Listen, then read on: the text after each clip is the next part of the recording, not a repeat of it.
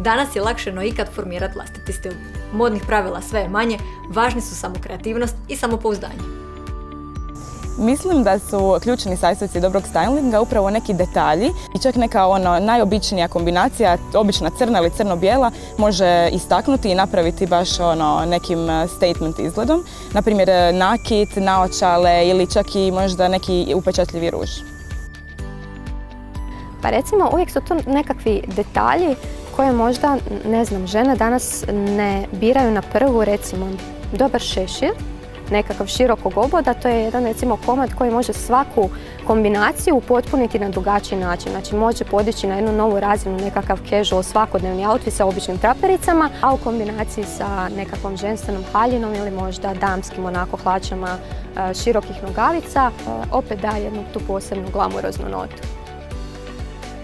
Svečane komade uvijek možemo prilagoditi dnevnom luku, tako da ga iskombiniramo sa nekim basic komadima, bilo to traper jakna, tenisice, balerinke, istonirani make-up koji nije toliko svečan ili nekom basic frizurom.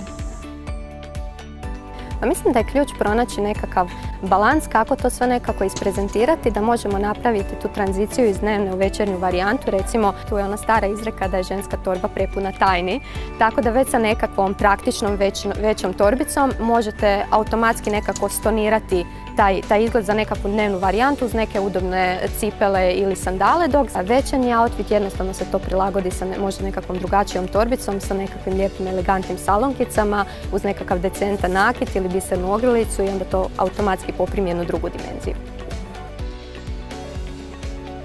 Pa mislim da danas jednostavno je svejedno što nosimo van ili što nosimo preko dana, jer samom tom pojavom društvenih mreža vidimo na tim influencericama da one kombiniraju rubne izglede i mislim da svako od nas želi se malo odvažiti, probati to, iako se možda prije nismo usudili, danas je sve dozvoljeno. Danas nema više tih nekakvih striktnih pravila kakva su prije vrijedila i rekla bih da su veće slobode. Međutim, čini mi se da je to danas nekako i zamka, upravo zato što se izgubio taj nekakav osnovni modni zakon da je manje više i onda se često znaju žene zaigrati u tome što u silnoj želji da to izgleda što bolje, što ljepše, što atraktivnije, najčešće pretjeraju sa detaljima, sa nakitom, sa cipelama i onda to sve skupa onako izgubi smisao. Možda iskombinirati neki ludi svečani nakit na neki crni, crno-bijeli luk, a onda postepeno pokušavati sve više i više se odvažiti i zapravo najbitnije je kako se mi osjećamo. Ako se osjećate super u tome što nosite, bilo to nešto što bi inače van obukli, malo to istonirate i onda možete biti najbolja modna verzija sebe.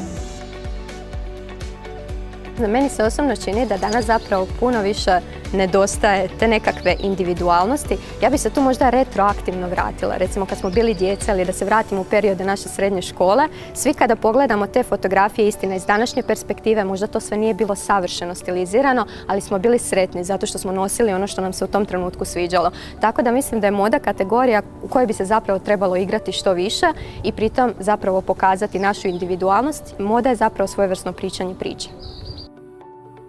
Nek vam vaši ormari budu zabavna mjesta na kojima ćete s onom dječjom iskrenošću i entuzijazmom sklapati nove modne kombinacije. I nikad nemojte zaboraviti, sve je to samo sjajna igra.